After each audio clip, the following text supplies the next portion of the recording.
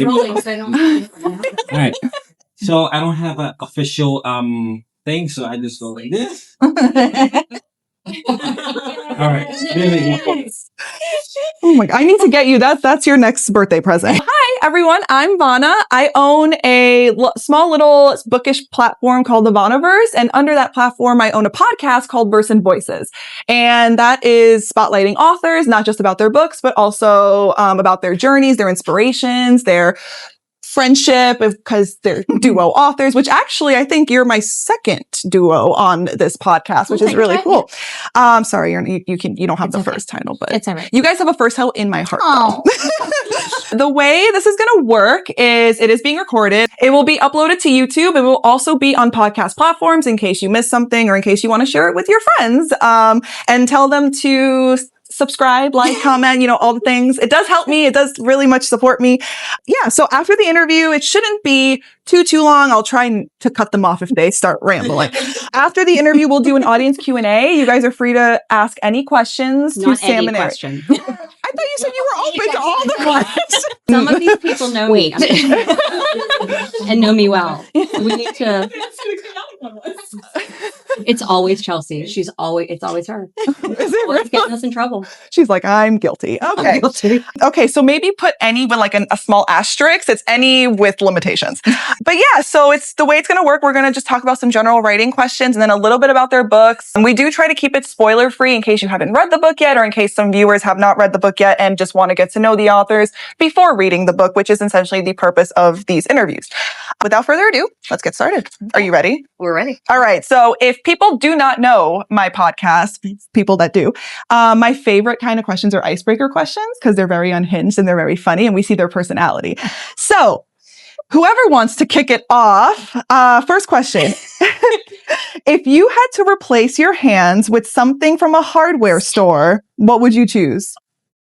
Erin, I think it's you. You're going to kick us off. Hammers?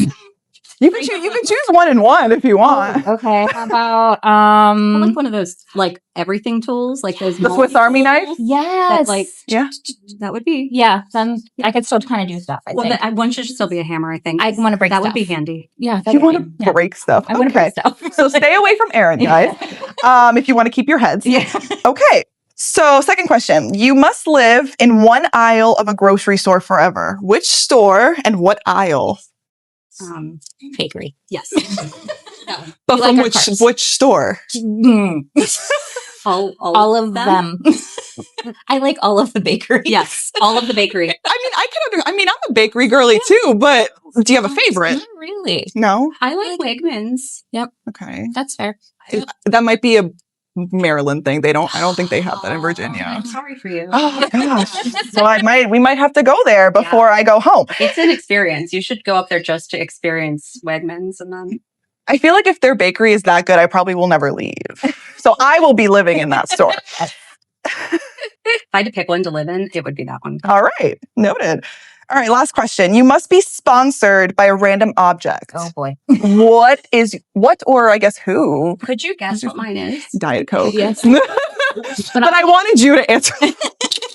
Okay. So we know Sam. Erin, what about you? I told her I was going to do Diet Pepsi just to just to be the opposite. Oh no. That is diabolical. No. I see some. So if we want to get on Sam's bad side, that's how we do it. Noted. I will not do that. I wouldn't do it. Okay. What? So if it wasn't Diet Pepsi, what would it be? I don't really know. I don't really have a favorite brand of anything. Earl Grey tea. Oh, that's fair. That is fair. Okay. I am a tea person. Okay. So tea and Diet Coke. Yeah. Wonderful combination. Yeah. Mm-hmm. All right. Love it. All right. So let's talk a little bit about your writing journey and inspiration. So why don't you talk to us a little bit about how each of you wanted to become an author or what started that journey? So, we've known each other since we were about, 6 years old. So lived across the street from each other, just grew up with each other. And ever since then, we've been writing, like making up stories, playing Barbies and doing like all the things that they, could get into. But really, that's what kind of like started the journey for us, I believe, is just being able to connect that way. And then from there, I mean, it just progressed. I am currently in Ohio, and then she's obviously here in Maryland. So even when we got to college, we had to like separate and go, our different ways. But writing was a way for us to stay connected and to, I mean, it wasn't the only way, obviously, but it was like a very important part of like our relationship. So we got to the point where like, we have these ideas, we have this like inspiration. We want to just try and see. And so I don't even know what like made us just finally just go for it, but we're just like, you know what, let's give it a whirl. And Mixtape was the first one that we decided to do that with. So our baby. Was there like an aha moment that you guys, because you say you've been writing your whole life, but was there like a moment where you guys, let's do it together? No, we've always been doing it together, which is funny because your question is, how did you individually decide you wanted to be authors? And that was never a thing. I mean, we always tell each other, if you want to go write, you're more than welcome to. Yeah. But we just never have. We've been writing together since we were little. Like even in middle school, we would pass notebooks back and we still have notebooks from middle school where you can see stories that we're just creating. And then we used to have some older computers and you would type in them and print it out, and you might have to pull the paper before you, but then we would run over and like have each other read stories. And we were very into fan fiction, as like a lot of people are, a lot of people are. That's where it starts. Yeah, like most of the time. A lot of people. And so that really fed our inspiration and kind of like helped us start the journey. But we didn't officially decide to publish a book until our late 30s. Yeah. But we've been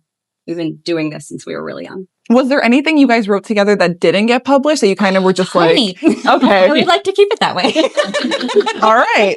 Noted. So maybe we can go and steal their notebooks. Their typewriter with the notebooks and the paper. We're not that old. Well, she did say you have to rip out the paper. I mean, we could put them on a computer. Oh, so is it? So what am I there? It had like the dots on the side. Yes, and you had to like rip all over the den. Yes. Paper. Yep. Oh my God. So, I don't know what you're talking about. Oh, that's oh my God. I don't know what. I'm going to have to send your little video at some point. Yes. No, I thought it was a typewriter. You said rip out the paper. So I was like, okay, typewriter. That makes sense because you rip it out. So the paper would print, and the way that it stayed in the printer was it had these little dots in it, and it like stayed on when it was behaving, it stayed on the track and it would feed through the printer. And so when it would come out, you would have to take the edges and like pull them off to make like a normal paper. Otherwise it had like two sides on it that had dots. Well, all right. I need to see a photo of this because, wow, I think this needs to be cut. Yeah. I wonder if other people my age know. Probably. I think it's probably hit or miss. Some of them, because I feel like this comes up a lot when we're interviewing, just because it was really like one of the core memories of us starting to write together, where like we would run across the street with our little, That's papers, so and cute. we'd tear them off. And I could imagine like one of you guys just like running like, I got stories just in your head. I mean, just across the street. Yeah. And sometimes we would sit next to each other like quietly and wait for the other one to get done with the chapter. Like that was a thing that we would do. Yeah. I love this. I would love to be a fly on the wall to like see this like central. Yes. Okay, so because you guys have been writing together basically your whole lives, like what roles do you guys each take on? Is one of you guys like a drafter and the other one is like the editor? Like what is the dynamic here? So are we not going to be proud of this answer? You're not going to be proud of part of the answer. Okay. So with each book, we've tried like different methods. So with the mixtape series, even like each individual book there, it was like we would either pick, a chapter each of us would write or a character that we would, write. And that worked for the series that we did. But with this new one, with the series of Serendipities, we kind of noticed like what each other is really good at. And so we call Sam like the underwriter. She's the drafter. She can go in and spit dialogue out in like 30 seconds. And that's like torture for me. So I am the one that usually goes in and like we call it fluffing. So I'm the fluffer and not that way. But and not that way. But like I go in and I like leave the Easter eggs and try to like give you more of like the scenery and the background and things like that. The fluff. The fluff. The fluff. So that's what we call Every it. interview we say we're never going to tell this story again, and it comes keep out doing it, every yeah. single time. I think it has to, Every time right? we're like, we need new names for this because like underwriter's not a thing, and we all know like fluffing should not be said in this context. So, At least not for this book. what do you mean? Well, if we do a different book and it gets darker and spicier, then maybe that would be Oh no, a better time. no. We need more fluff. More fluff. The better fluff. Yeah. The I was trying to cover the layer because really what I do is I go in and spit it out. I'm somebody who loves to, I'm a pretty clean drafter and I don't want to go back and see it after I'm done. After I go, blah, blah, blah, and I'm done. I want to go to the next thing and write the next chapter. She loves to go in and add details and add layers. So if you're seeing like, setting details, all of the sensory details, like thematic lines, things like that, that was probably her. No, like 90% of the time, that was probably her. So I just and if they're talking, that was probably me. Yeah. Okay. So I'm the dialogue lady. you're the dialogue. So you're like more descriptive, like set the scene. Okay. Yep. Has there ever been a time, have you had those moments where it hasn't lined up perfectly? Oh, yeah. And like we'll notice that obviously we both like when we start the process, we both outline together. And Okay. like, So you do outline your story. Our we outlines have look to. like a book. Yes. Like They're a book in itself. Yes. Okay. Yes. And it's mostly to reel us in and mostly me because I'm the one that goes rogue a lot of the times.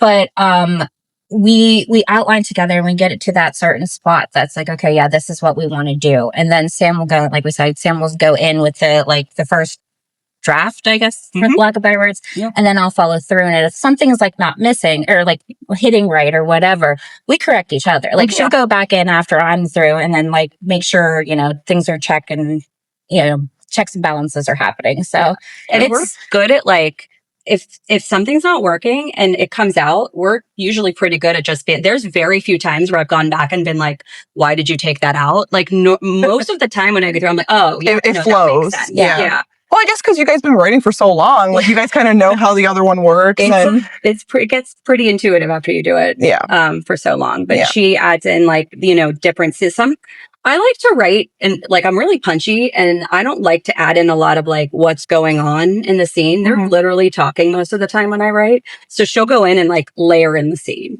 So if, they're talking, well, now they're talking and something else is going on at the same time. So it's definitely, we've been writing together professionally for 22, so like 5 years now. Yeah. So, it's gotten to the, and this is how it's working right now. Who knows in 3 years? The next book might change. Who knows? Right now, this is You guys might switch. Like you do the dialogue, you'll do the fluff. Sometimes there's things that like, I will go in and I'm like, I'm not writing this. This is you. And then I'll just You'll just put like a little insert, like this is Erin's problem, not my problem. Yeah. Or I'll like highlight. I started highlighting things too. I'm like, not doing this. But like everything I say, not do. She loves. That's like her thing that she loves to do. And I hate. So like if something needs a setting description, I'm like, Erin. Insert setting here. Yeah. Throughout this whole process, and I feel like you guys kind of touched upon this, but because you've been writing for so long together, but is there anything you guys have learned throughout the writing journey? Like maybe after writing Mixtape and working on this one? There's so many things. I feel like the easier thing would be, what haven't you learned? Okay. I would really like to know. There's been just so many from, the actual writing process to marketing to publishing to, everything. We did query for a while and that originally was going to be the way that we went. But as anyone, if you've ever queried, like it's a very long process and we just were done wanting to do it. So I was a very, very fledgling entrepreneur and I'm like, I think I can figure this out. Like, we're going to figure this out. And we started and every single book, it's been a learning process, every single book. This one's been the biggest though, because I feel like when we started, it was more like we were definitely hobby writing for a long time. I wouldn't even tell people I was an author most of the time. Like, I'd just be like, oh yeah, I do that. In this book, I'm like, nope, this is the one. And there's a lot of stuff that goes along with that. Yeah. And do you want to add anything? Well, just that, like, I think too, like, with Sam's entrepreneur journey, that was like all of the things that like make me cringe inside because I am very much behind. You guys really do person. complete each other. Yes. It's amazing. Like I've seen best friends before, but like you guys, it's like yin and yang. Yin and yang. Almost. Like, Yep. it's amazing. Yep. Yeah. Yep. And so like she's like, I got this, and I was like, bet. What do I got to do behind it? Like, like I'll feed you. Just tell me what to do. Yeah, feed you cookies, give you water, whatever you need. You know, because it's just like that part of it is just I would like just cripple an anxiety. I think, but so we do balance each other out in that sense, and like we've dived into like newer things with this, like coming up with like different types of designs, and even like Sam was like, I want a map. I was like, great. She's like, you draw it. I was like, hold on. So like the map that goes along with this book was like, our design, but like I am not very good with online drawing. So I came up with, you don't even want to know, like the graph paper was like this big with me, hand drawing this thing. But we found a lovely lady who was able to help us with that process. But learning new things like that, just trying to take like different adventures that way as well. Like, finding out new things you want to try. It's a constant learning process. And I think that's, we're better off for that because we don't want to have the same thing across like, each story. We want to try new things. We want to keep learning. So yeah. And it's like as you publish more books, the more you grow, the more experience you have, the more feedback you get. So it's only meant to grow and improve. I'm actually just kind of curious really quick. So when you guys are writing your book, you're the dialogue person and you're like the descriptive language setting, all of that. What happens post-production, like post-publishing? Who takes on what? So she takes everything. Okay. So you're the moral support. I'm the moral support. Well, that's not completely true. So we're learning new things all of the time. And this was like our Murphy's Law book. Anything that could go wrong went wrong with this one, but it made us really have to learn. So we lost our formatter the day before. We were on a really tight deadline with this book. So tight that they came in literally 2 days ago. So we didn't even know if we were going to have them for today. So we were on this really tight level, and our formatter, I'm not even going to get into a really long story. Just, it didn't work out. That's how it didn't work out. So we had to download the professional program that book formatters use to do. And, we had to figure it out in like 2 days. And that was a lot of her, like the detail stuff, is very much her. She finds she makes sure everything, like I'll look at something and be like, that looks great. And she'll look at it and she's like, no, there's like this 10 is things wrong. wrong. This is wrong. This is wrong. And I think at that point, Aaron, because you don't, not Aaron, Sam. Whoa, that's going to happen a lot today. The reason, because you say you don't like looking at things. I don't. So that's probably, you're like, oh, it's fine. It's great. And then Aaron's like, no. Once I look at it, I'm like, oh, you're right. That is messy. It's the same with formatting. I don't love it because, things will be off and I just don't care. And so that was one thing we had to learn, had to fix. And now that we know how to do that, and now that we have that, going forward, we'll be able to format. And we're actually going back and reformatting like all of the old stuff to kind of fit the new style. Yeah. So all I'm hearing is that this book was just a learning curve for you guys. A lot. Yeah. Depending on how you look at it, right? Like it's based on all the perspective. Yes. Of course, you guys, as we've been saying, you guys have been writing together forever. I'm sure you guys have hit writer's block once or twice, or maybe a few times. How do you guys kind of help each other through writer's block? Or when you guys are in it together, like what do you guys do to overcome it? I think usually we don't really hit it at the same time. Like I'm going to knock on all the wood right now, but your chair, my chair, yes, please. I am actually the person that struggles with that the most because I will take probably an hour to write one sentence because it doesn't sound right. But Sam, like she's able to go in and she's like, here, like this is the direction, we got it, we can go. But having her able to do that, it helps me to go, oh, okay, I see where this is going. Here's how I can unblock the block, I guess, and keep moving forward with it. So it is good in that sense that we can balance each other out like that. Like she can just, I don't know, she just is able to me. sit. Yes. That's it. It's like my weird writing superpowers. And then like every writer you talk to has a different thing. Some say their characters talk to them, some don't, whatever. I could just hear dialogue in my brain and blah, blah, blah, blah, and that's You it. just put it on paper. That's it. I'm like a person who, and so I taught English for a long time. And so I think like the one lesson that's really stuck with me throughout is you have to put something on the paper, right? You can't edit nothing. And so I don't care what goes on the paper. I have no, like, she definitely is someone who wants things to be perfect the first time. And I don't care. And I'm done. And so it works well together because I can put crap on the paper and she can like, shine it up into a diamond. Yeah. Polish it. Well, I mean, you were saying you hyperfixate on like one sentence, so you can't move on if it's, so you're not like we're inserted here. So Sam will insert it. And then, but you're like, no, I have to get this. Yes. Like it's not like the structure's not sounding right. Or, maybe that part of the story would sound better, like 3 paragraphs down or something like that. So it like with her being able to do that like helps me so much because I'm not fixated on the one sentence that, the one character's trying to say. And I am very much the person, like the characters need to talk to me, the setting, I need to be able to see it. And she's like, I got it. And I'm like, okay, great. I'll go in and polish it. So. Well, it seems like you guys have a system figured out.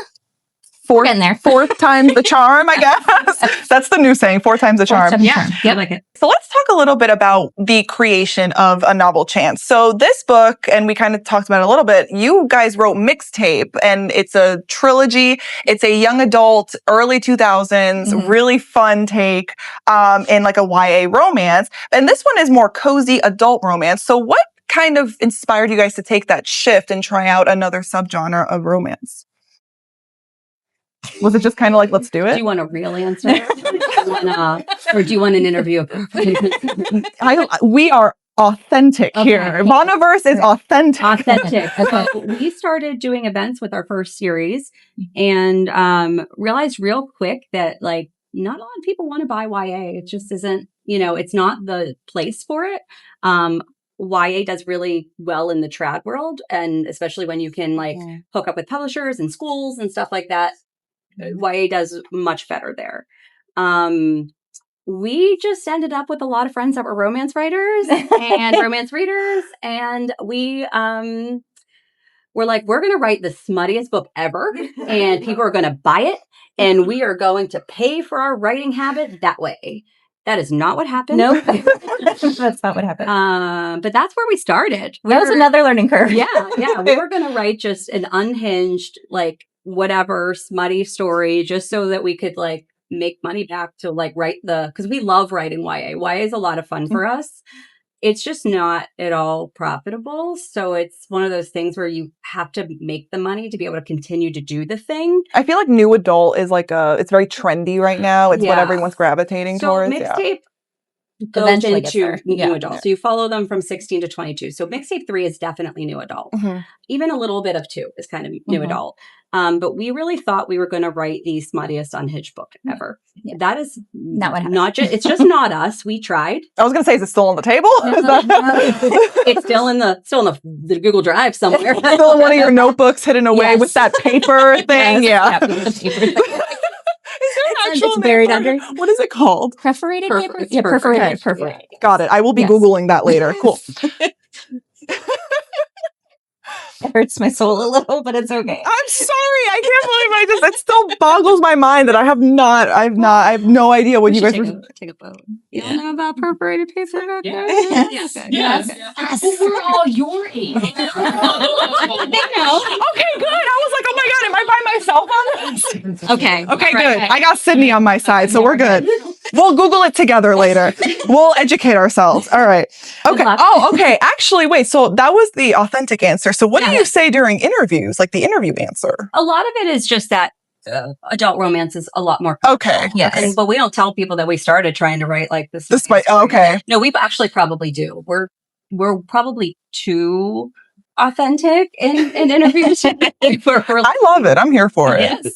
Should we have said that? Yeah. We'll text each other afterwards. I I think you guys are doing great. Thank you. In terms of adapting to like this new subgenre, did any kind of like writing strategy, any plotting, did that change at all? Or because I know you said you guys were like working on it and it kind of evolved here. So Yeah, it's a completely new ballgame when we're writing. Yeah. And so for Mixtape, we just kind of let our style fly. It was kind of like whatever we wanted, we just went with it. And we actually really do have very different natural writing styles. When we're not trying to hit a style, she's a lot wordier than I am. I call her Tolkien all the time. And I am like the queen of like romantic suspense, right? My sentences are punchy. I just like to write really short.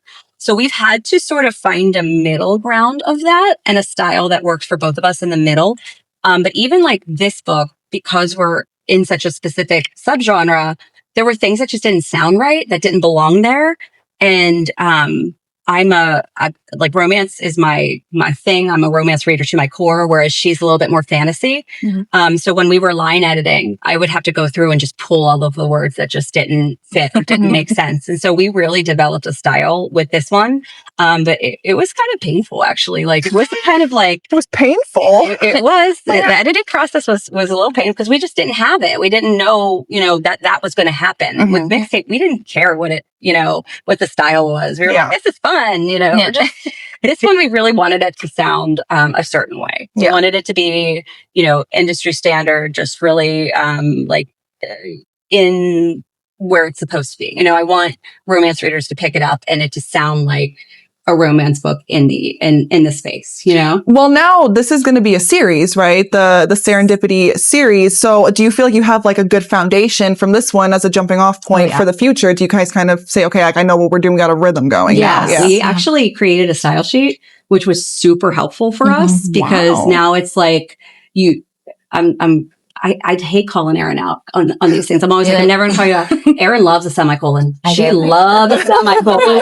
I do. Oh my goodness. She'll do it in her texting. And I'm like, Erin. Erin is very, again, Tolkien, like Austen, like that is Erin's jam, right? We don't do that in adult romance, right? You don't semicolon in adult romance. I'm like, Erin, you got to find the M dash. Okay. I'm going to teach you about the M dash. And so I'm in there taking out the semicolon. I'm putting in the M dash. So the whole time I'm doing that, I'm like making a list. I'm like, okay, this is what we can't, this is what we can do. So again, when you're a reader of a certain type, like if we were writing fantasy, a couple of well-placed semicolons would be fine, right? But like when you're writing a reasonable amount. Reasonable. Well, he also loves the interrobang, which is like crazy because we actually got a review that was like, these ladies love the interrobang, and I'm like, hey, that's you. Yeah. Oh no. Yeah. It's the question mark with the exclamation point after it, and she also likes to capitalize like random. She writes like she like talks in her head. Yeah. And so she'll like capitalize words because she's emphasizing them, right? And so we've had to learn how to like pull back and say, okay, when you're emphasizing, you need to italicize. When you're whatever, you need to whatever. So, and now we have a list of words that are banned. And sometimes they're funny words, like, folds is banned. I'm just saying. I let me clarify. Defend yourself, Erin. I accidentally used it once because we're talking about how we were originally saying that we were going to do like we thought we could do like this dirty romance novel or whatever, and so we're sitting there going, and I am not allowed to write these types of scenes. Like I don't, and I will I'll call myself out on this. We were getting to one of the parts, I think it was in that book that we're not doing any longer, but I was like, and one thing led to another. And she said, absolutely not. So I was like, great. I'm this, that's like where I tag her. Enter scene here. Like, now we'll write one thing led to another, and then she'll like highlight it, and I know I need to let go. That's like your cue. Like, take over. You read all the dirty books, so you can go in there and like put them in. But people think like just because you read it, you can write it. Yeah. That's not the case at all. Writing spicy scenes is a very particular talent. And I don't think it gets enough like credit as a writing tool, because it's you have to, it has to fit the story. You can't just go in and type in some junk and it makes sense, right? That's not how it works. It has to fit the story, right? I'm not even I'm just going to say it has to fit your character. And the way that we were writing the first couple of drafts of this is very lightly spicy. It's a toe dip. It's an Emily Henry spicy. It's a very, there's one scene and it's way more emotional than actual technical. Because it fit our characters. He's an elementary teacher. She's a bookstore owner. They are Black Cat Golden Retriever. They're very sweet. They're a little awkward. They are, it didn't fit if he would go in there and just flip the switch automatically. Right. Yeah. He's very much a softie. I would not expect him to go full morally gray MMC. What? Fluffer. He's not a fluffer. Yeah. No, we tried. Like the first time I was like, oh no, he's just going to be different in the bedroom. That's it. Right. He's just going to be. No. It didn't even fit his character. No. Yeah. And it's everything. It's where does it fit and where, our beta readers caught that. So first we were like, there's no spice. We're taking the spice out. This is not going to be spice now. And our beta readers you need to put it back in. That's where there was a very specific spot where it needed to be and where it had to happen. Yeah. And both of them called it out. So we knew where it was. And so we ended up having to add several chapters because it just wasn't flowing correctly. You can't go from you can. Okay. There's plenty of books that go from they meet. That's it. That's that spicy books that you guys were talking about earlier. Right. It did not make sense for R2. They were so awkward. They were so tiptoeing around each other that it had to be done in a really specific way. And it just didn't make sense where it was going. So we actually had to add more and lengthen. And that's the beauty of having beta readers because they go in and they're like, nope, that's not what we're going to do. Actually, that sparks just a quick question. So you say, Sam, I know you like to read romance. And Erin, do you because I know you say you like fantasy, but do you also enjoy reading romance? Yes, okay. Absolutely. So while you were writing this, were you guys reading romance on the side? Or, because I know certain authors always say if they're writing fantasy, for example, they're I stay away from fantasy while I'm writing because I don't want it to cross over or maybe it's my idea, but I actually read it somewhere. Did you guys do that or how do you navigate that? No, I don't think so. Because we know what we want, overall, what we want to do with the characters. It was written in forever ago. The outline was done forever ago. So whatever is in there is in there. And we're probably working on, a future outline. But for me, I taught English for so long that I was used to reading 6 books at a time. I'm teaching this book. I have an audiobook and whatever. I don't think that there's been crossover in that way. Okay. And I don't think I worry about that because I feel how many ideas have just been done and done and done and done and done? It's you're taking your spin on, there's tropes. So you're taking your spin on whatever it is anyway. Yeah. So. Okay. All right. Awesome. So let's talk a little bit about the cover because I know there's been a lot with the cover of this book. And first of all, it's beautiful, right? It's so pretty. I love it. It gives that cozy vibe, that whimsical vibe. Yeah. We love the cat, of course. So talk to us a little bit about what was your inspiration for the cover? How was that process for you guys coming up to this final result? So this was not the original cover. Who saw the original? Some people saw the original. I saw it. I think, y'all saw it. Yeah. Yeah. I think I think you I think so. Yeah. It looked more fantastical. Yes. Okay. Yes. Yeah. Okay. And that was our big hiccup. And Sam's these people keep coming back. It looks really fantasy. And this isn't a fantasy book. And we're oh crap. Right. So we really wanted to showcase a lot of what is in the story. Of course, our little bookstore cat, Lucifer, and up to no good, of course, knocking over coffee. And each one of these pictures, is part of the book, part of something that you're going to see in the book. So no spoilers, right? But, that's where a lot of the inspiration came from. We went back and forth with sticking the characters on the book and then, where can we add this or do that? And I don't even know how we just settled on it, but we knew that we did a lot of studying of romance covers. Yeah. We looked at the object-based cover versus the character cover, and then even the different styles of character covers. Because in romance, you have this trend of the cartoon characters, but then some people are doing they still have the man chest covers. There's just so many different ones. And we were really drawn to the object-based, and a lot of those genres, and a lot of those authors are the people that we would use as read-alikes. So like an Emily Henry or the what's it called? The Harbor series. Pumpkin Spice Cabaret. Yes, that one. Yes. Dream Harbor. Thank you. There it is. These covers kind of looked all of the Christina Laurens, like they have a lot of object-based covers. They were kind of in the same space that we really wanted to be in. And so it just made sense for us to sort of go that way. But we wanted to stand out a little bit. We wanted it because this is it has a little bit of whimsy in it, right? It's not fantasy, but it's got a little bit of, Yeah. So originally we had there was a dragon. So the mascot in here, his name is Dippity. And that's not a spoiler. That's just his name. We had him on the cover, and that was it was just wrong because people were like, oh, this is middle grade fantasy. No. Yeah. No. And so I think it's better now. I did have regrets when I saw our character art come out. Then I would kind of wanted to put it on there, but you know, special edition someday. I don't know. It's always an option. Yeah, Not completely off the table, but I think this cover, it came out wonderful. Thank The you. final version, it's beautiful. And actually, now that you mentioned the Dream Harbor series, I do see the inspiration from that. And I love it. It's cute. It's I think it does set the vibe. When people say don't judge a book by its cover, I feel like we can safely judge.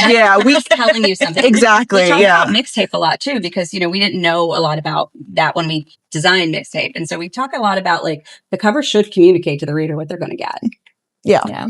I think it's great. And you can actually see, you can expect there's the cat, so there's a cat in the story, and then there's the coffee, so it's and then there's books. So it gives the idea, but I think it's beautiful. Well, it definitely, because we're currently drafting 2. We're like, oh, we should put that on the cover. Oh, we should put that on.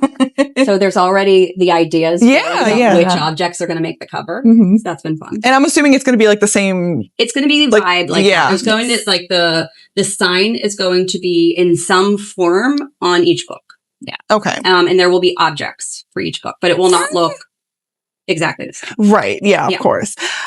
Let's talk a little bit about the setting of this book. So the town is called Serendipity, right? And I love that. I love that that's the name of the town. So how did you guys decide on Serendipity? Where? Yeah. Oh, okay. Is this another It's not bad. It's there's so we love a good side project, both of us. As we're writing these, our brains are also going in different directions, right? And so we're constantly sending little texts back and forth. I really want to write a story that does this, or I really want to have a story that has this type of character.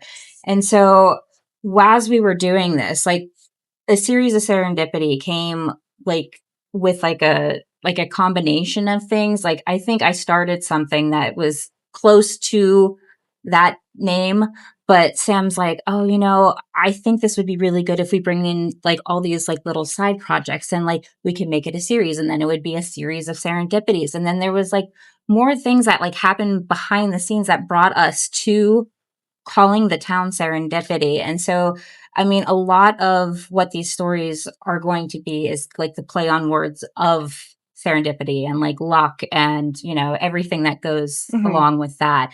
So we're really excited about that because we like to leave little cute love things. To lean into a good pun, a good Easter egg. We are all in. So Serendipity really gave us something to play with because we now can name everything. We can play with everything, and our themes too are play on them. All of the titles have something to do with luck.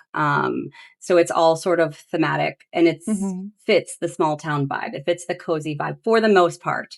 You will see a different side of Serendipity pretty soon. Yes. Ooh. I know. Ominous. Ominous. Okay. So we'll just enjoy the happiness that's happening in this book for now. This is a happy book. This is a happy book. Before we no tears yet, guys. And I love that because while you're reading it, the book is a feel good book. There's not anything that you're holding on for dear life. Because you're bracing us for the worst. I want to hold your hand before we let you go. Right. Well, I had too much hope after this. Okay. Well, this book specifically made me feel good. So, and that's why I say the idea of serendipity, it does really tie into it because you feel good when you're reading it. You're like, oh, this is nice. For now, there's no sense of panic for now. Asterisks for now. But yeah, I love it. I think it's so creative, and I think it does really tie in like the little Easter eggs, nudges to what serendipity means, and I just love that. So we were talking a little earlier about tropes and how we kind of take our own. Well, not we. I don't write, but you authors in general take their own kind of twists on them. So your tropes in this book is found family, small town, he falls first, black cat, golden retriever. So what drew you to these specific themes, and why do you think readers connect with them? That was you. She's like, that's all you, girl. So I love black cat, golden retriever. It's my favorite romance trope. It's like catnip for me. And so we are black cat, golden retriever. Our friendship is black cat, golden retriever. And so, No.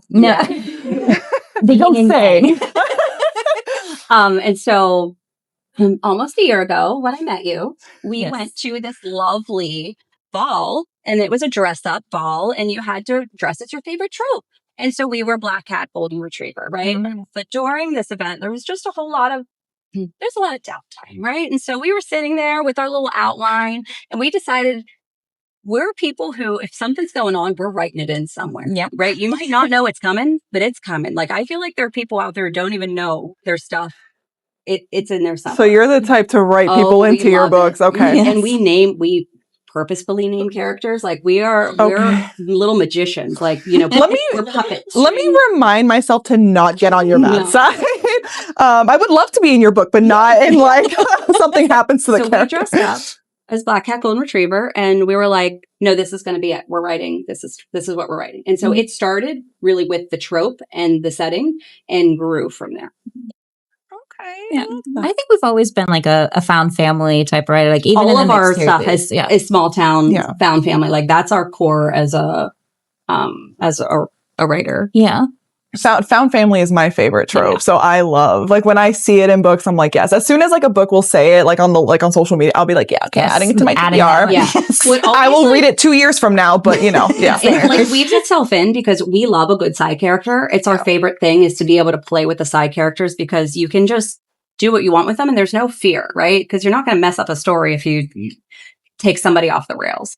And so I think it just lends itself to that because there's always like those quirky, side characters, but like they're lovable, quirky. Like we had so much fun with Norman in this book. He didn't start that way, but he just on the page just, started like coming out that way. Gretchen started seniors again. She was another one that was like, oh, I'm taking this book over. Okay. So that's sort of, how it.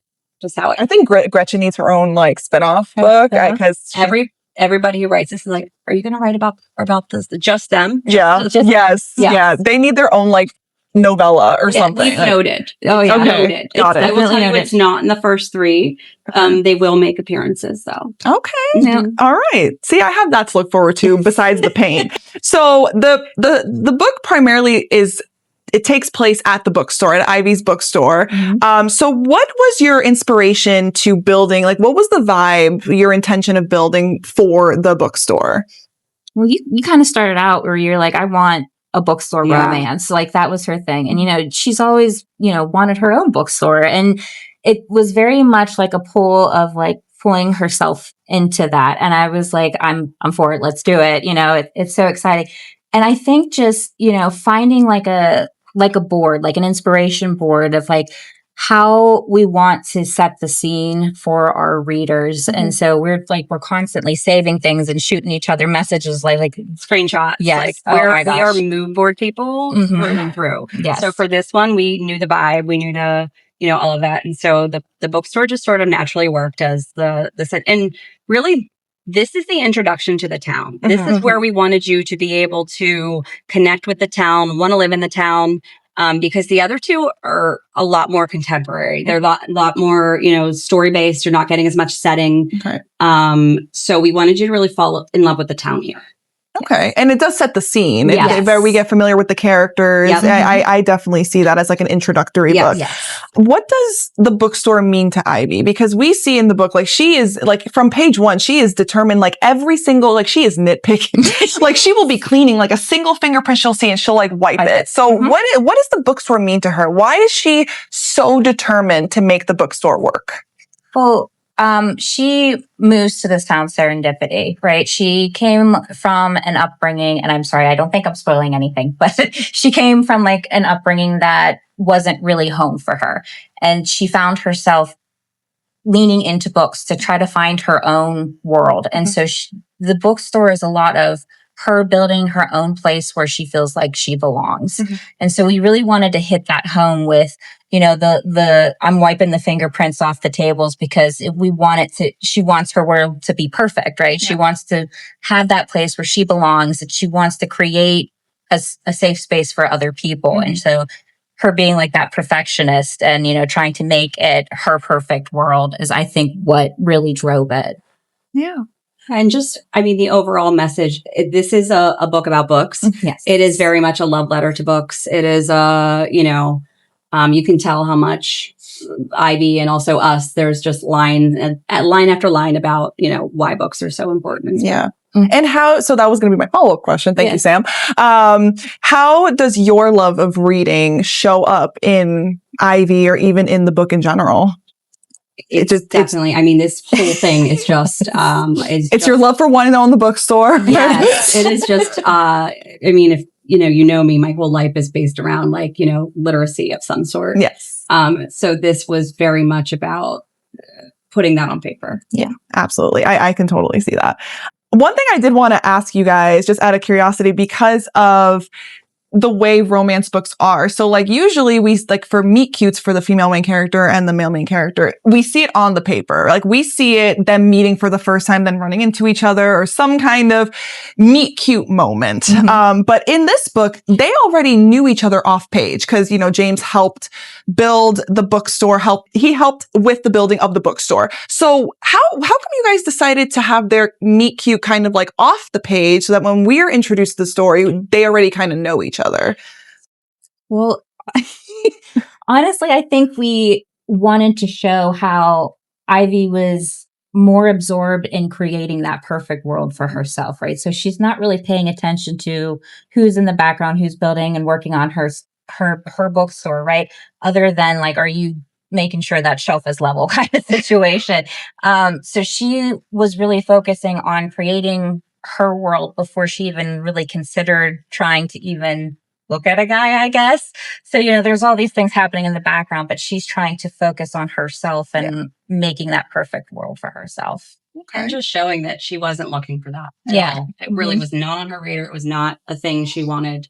And I think that's a really powerful way to, she doesn't even remember him. She's like, you, who? What? Yeah. Oh my God. Yeah. She was like, am I supposed to know who you are? Like, am I supposed to remember you? I'm bad with names and faces. So like that would be a me moment. Like, have we met before? Yes. That has happened to me. And it's embarrassing. It is very embarrassing. Yeah. I felt secondhand embarrassment for her. I was like, oh girl, he literally helped you build your bookstore and you don't remember him. Oh boy. But yes, I do understand that it's like her main focus, her main priority, like tunnel vision, just getting the bookstore to work and get it up and going and ready. Yeah, absolutely. Was there anything that you guys were hoping to make it to final printing in the book that maybe didn't make it into the book? Or was there anything that made it in unexpectedly that wasn't planned to be in the book? I don't think we were as invested. I mean, we do love a good side character, right? But I don't think we thought they were going to be as prominent in the book. Like we didn't think that we were going to get people to say, you need to write a novella of the Saucy Seniors, right? So it's like, that was something that wasn't necessarily in our radar, but as we're like building this world and trying to build the sense of community, they're part of the community, right? So they're going to be getting involved and snooping when they shouldn't be and things like that. So we quickly realized that as, you know, we're trying to make this book about a town, we want the town to basically be a character, a place you want to be. So that involves all the people, right? So we want to make sure that they have, although minimally, but they have their own voices in it as well. But like, as for something that, you know, didn't hit. I don't think there was something that No, this was an adding book. We did a lot of adding. When we got to the end, we were really short on words, and it needed to be expanded a lot. The first time we went to editing, we were only like 50,000 words, which is short, especially for me. Yeah, it was really short. So we knew when it came back, that was one of our like editing focuses was, where do we add? And so the Saucy Seniors really like started, being more part of the story, and we used them as an antagonist, which was a lot of fun.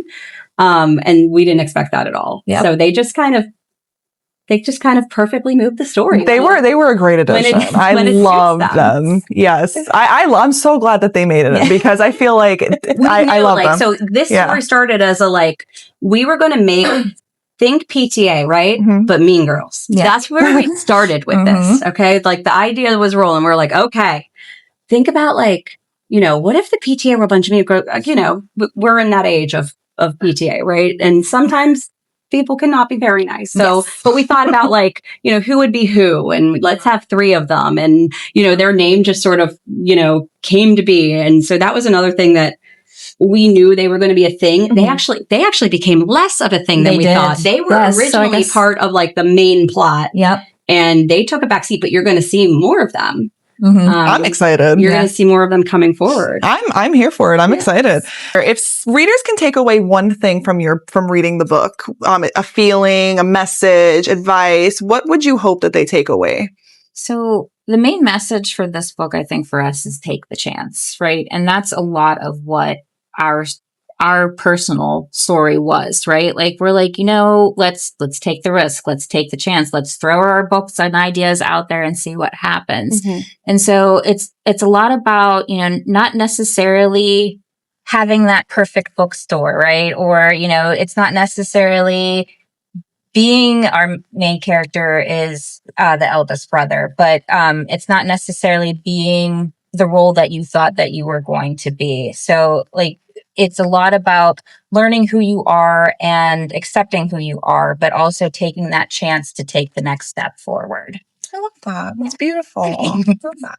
Do you have anything to add, Sam? No, I think with all of them, it's we in general, we are contemporary writers at our core. We love romance, but we love the drama. That is we love it. And I think at the end of it, we always want there to be some element of hope, right? We don't ever want people to leave the story thinking life is hard, but there's always something to be hopeful for. So I think that's the other part of it. I love that. All right. Final question here. If you can go back in time to when you guys were young writers, maybe still haven't published your first book yet, what is a piece of advice that you guys would give each other or even yourselves, knowing what you know now? Wow. That's a loaded question. Maybe just knowing when to start earlier. Why did we wait till our late 30s to go for the first one when we would literally we outlined and started writing an entire fantasy series when we were in our early 20s. We still have it. It's still, around. It's just kind of why did that never make it anywhere? So I guess maybe that would be the thing. Take the chance. Yeah. Earlier. A novel chance? Yeah. It's lame. I'm sorry. I had to. I'm sorry. Yeah. I think that really sums it up perfectly. And honestly, a lot of this, and because I'm the behind the scenes kind of person, right? Even with Mixtape, to throw the book out there was petrifying for me, right? Because you're literally taking a part of your soul and sticking it out there for the world to see and to judge and to 1-star review or 5-star review, right? So, it's knowing that no matter what those results might be, to do something that you're actually proud of and to put yourself out there for it. So. Yeah, I think that's great advice. And I think that's a good advice for even aspiring authors too, that want to start their writing journey. Yeah. Don't wait for it to be perfect. Yes. Yeah. Just do it. Just do it. Yeah. Yeah. I love that. Well, thank you, Sam and Erin. This was great. Round of applause for them. Thank you. All right, now we're going to turn it over to the audience. Does anyone... The asterisks. The asterisks, remember. Does anyone have any questions they want to ask Sam and Erin? those burning questions that are dying to come out. Just remember I babysat you. Oh, well. You guys mentioned that a lot of like your first version of writing was fan fiction. What kind of fan fiction were you writing? Tell us about it. No comment. No comment. That's why she's doing this. Yes. She knows. She does I do know. know. Yeah, she does know. Oh, that's good. Tell the class. Yeah. We were very big Hanson fans for most of our lives. Still are. We went. Hanson fan. This is a band from the 90s. Yes. In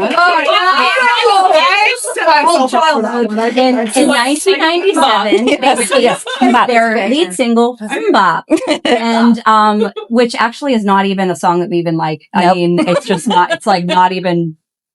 It holds no candle to anything they've ever done. But yeah, we've been Hanson fans for our entire lives, and that's how we started. And I don't think we even care at this point. At first, we were like, we're never telling anyone this. But somebody caught us off guard on a podcast at some point, and we let it out, and then that was that. I mean, we've been pretty much saying it since. It is what it is. It is what it is. I will say we were not. We definitely have been lifelong Hanson fans. And we will still go see them if they like come, around the area, but we're definitely not at the level. The teenage versions of ourselves. Like, let's just say there are no posters in our rooms anymore. There's no like. I mean, hey, no judgment from me. I mean, thank you for that thank question. you. Thank you. We appreciate that. Does anyone else have questions? So how do you guys settle differences when writing a book? Naturally, it happens, right? You have two minds, you have two people with two ideas, and, we get to our points where we're like, no, we want to be firm in whatever idea, one of us has. But at the end of the day, we've been best friends since we were 6. So we love each other. We know we're trying to do what's best for each other and what's best for the story. So if there's something where one of us is like, I want my character to be like this, and the other one's like, hey, wait a minute, it doesn't make sense, right? It's a lot about listening. And we still, even today, hit those, those roadblocks where like one of us, like we're button heads, right? But as we progress and as we move with the story, we realize, that doesn't make sense, right? So then we go back and we, fix whatever we need to fix. But it's a lot of, talking it out. We send text messages to each other like nonstop every day through multiple, platforms. We're snapping, we're doing everything else. But, every day we start text messages with 4 red heart emojis to each other, like every morning, right? So that's, and that's we do have matching tattoos. Yeah, well, we're stuck with each other, right? We got the matching tattoos, but once the tattoos, Done. yeah, but we're stuck with each other. And it's kind of learning how the other one communicates too. Yes. I know Erin doesn't always love to come out with it. Sometimes she has to be, you have to weasel it out of her a little bit. And whereas I can be a little bit too, expressive would be a good word.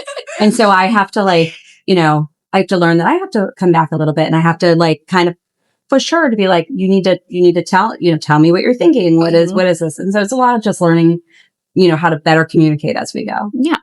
And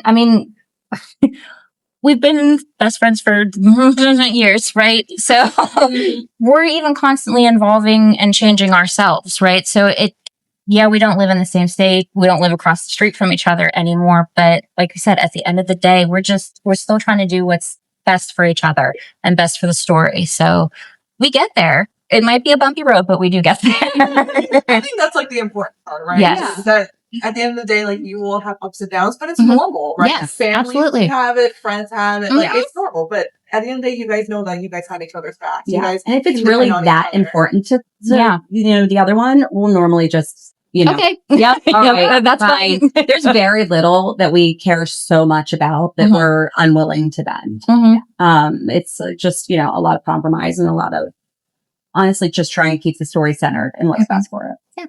I babysat you too. She has something on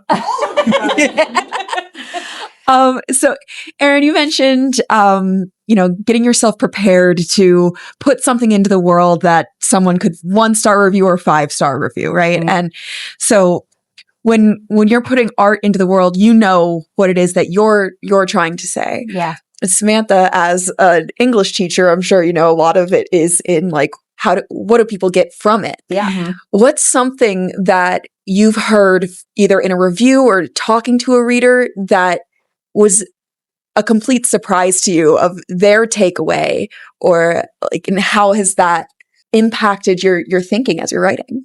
I think a lot of it is still so much of as a surprise for us. Like we sit there and go, "Oh yeah, we wrote books, right? We did this thing." But then to have somebody come up to us to talk to us and say, "I read your book and I really enjoyed it," I burst into tears, right? Like it's like a big thing. And so like I'll never forget, it was actually at Samantha's book fair at Bel Air, right? Go do it. All right. But she was, doing her book fair lady thing, and I was sitting at the table representing us both, and I had the most adorable woman come up to me holding all the books and said, "I bought these last year. Can you please sign them?" They were like, I connected with these so well. And I was like, I'm giving you everything off of this table and a hug. And, it's because it's you, right? Whether it's like not you as I'm putting myself in as a character, there's little pieces of you that are going into that. And if somebody can come up to you and say, "I really connected with this," that's the whole point, right? And so, yeah, it's really scary. You're going to have those really mean 1-star review people, right? Like I literally had a panic attack in my driveway, sending a text message to my family saying that we wrote a book. So like, that's a really, really scary thing for me. And a lot of her being on the opposite side going, "Look how lame this was. Haha, this is really funny." It goes, "Oh, okay. Like I don't have to take that as seriously." And, she can remind me that not everybody's going to like what you do, right? You can't please anybody, everybody, excuse me. And that is a hard thing for me as a people pleaser. Like I've always been a people pleaser. I want you to be near me and smiling and be happy. And then I know I did a good job, right? So if somebody tells me your book sucks, right? Like I take that to heart. It's like a wrench, right? But for her to just be like, "Look how funny this was," I'm like, "Oh, okay." Like I don't have to be as worried. Yes. Like she reels me in and goes, it's okay. Like you're not going to be everybody's favorite. Right. And so I think having that extra balance with, your best friend and co-author, right? It helps to put things into better perspective. And I think just to kind of take like a different spin on the question, I think most of the way people interpret mixtape is a lot different than we intended it. And I think that what happened is you think you're putting things a certain way, and then when they come back and they're like, we learned a lot about how we framed mixtape and how we thought we were giving it out to the world. One of our reviews said, "This is a good book for young adults, I guess." It's a young adult book. It's a young adult book. Right? That's the first sentence. And the second sentence was something like, "The music in this book is so old." And Set in the 2000s. Set in the early 2000s. I mean, to some people, historical fiction, right? Yeah. To some of us, it is very nostalgic. And it was only 10 years ago. It was only 10 years ago. Some people, it's historical fiction. So that is what it is, right? And it's fun. Historical. Oh, it technically is. Yes, it technically is. The definition of historical fiction. Which also hurts because that was not the intention. I'm sorry that it hurts, but if it's over 20 years, it fits the industry definition. It was 10 years ago, and I will die on that hill. Is it really? Like, yeah. Yes. Mm-hmm. Yeah. The industry standard is 20 plus years. Yes. It can be considered historical fiction. Mm-hmm. So set in the early 2000s is historical fiction at this point. And so, it says that. It says the literal first sentence of the blurb is set in the early 2000s. And so the review was like, "I guess this is good for young adults and the music's really old." Well, like, duh. That's what we told you it was going to be. You think you're communicating something clearly, and then they come back with something that you're like, "Did you read the back of the book?" What is that? So we get that more with mixtape. This one's too new, I think, to really know what people got that we didn't intend. But I don't know. For me, when I put a book out in the world, it's yours now. It's not mine anymore. I'm done with it. You're going to make what you want out of it. And I'm a total proponent of like reader response theory. That is your book now. And that's why I think reviews don't really bother me. I And me, this is my baby. I know. I was going to say, like, I know. for her, it's like a big deal. For I you. know. It's like, I'm like, look at this idiot. Look at this. I have the best group chat with my friends. I texted them the other day. I'm like, I need you to boo something for me. And I put it in there and they boo. And I hope you all have it. Yes. Because once in a while you need somebody to just boo for like not even knowing what it is. Just I need you to boo right now. Boo. Yeah. And that's it. But like it rarely gets to that point where I feel like I need just like, and it's funny, like, who knows? This person could be 12 somewhere. I don't know. Probably didn't even read the book. Yeah. Yeah. And some of them 1-star or 3-star or whatever, and they don't write anything. Yeah. So you're like, What'd I do? you're like, Yeah. what did you like? I'd love a little bit of feedback here, but so you don't always get that. So as long as it, stays generally positive, like I'm fine. And I think it does give it some character when it has some bad reviews too, right? It makes it a little authentic. I think that actually helps us in some ways too, because like if there actually is a valid point to their, To the review, I'll read it and be like, nope, you're totally right. That is exactly It's constructive feedback. absolutely. Yeah. And that's completely different than this was a really slow burn. We did get that. We got that, right? And it's literally like one of the first things you see, like, this is a slow burn. yes. So If that's not for you, don't read it. yeah, they are. We love them. We do love them. Yes. And we will continue to love them. We stay out of their spaces like good authors. Yes. Mm-hmm. We don't want to, but we do. Out of respect. That's when I reel her in. Like, no, you're not allowed to say that. I love this balance. This, Yes. Like, I can't even respond. But you shouldn't. Thank you all for joining our little, seriously. our little. Yes. Thank you. I hope you guys enjoyed that conversation. Maybe you got to know Sam and Erin a little bit more, or even get to know the book a little bit more. But yeah. And the lovely.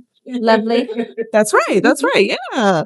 All right. Well, thank you guys so much. And for anyone who's watching, thank you so much for watching and tuning in. Make sure you like, comment, and subscribe. And also follow Verse and Voices on podcasting platforms. And yeah.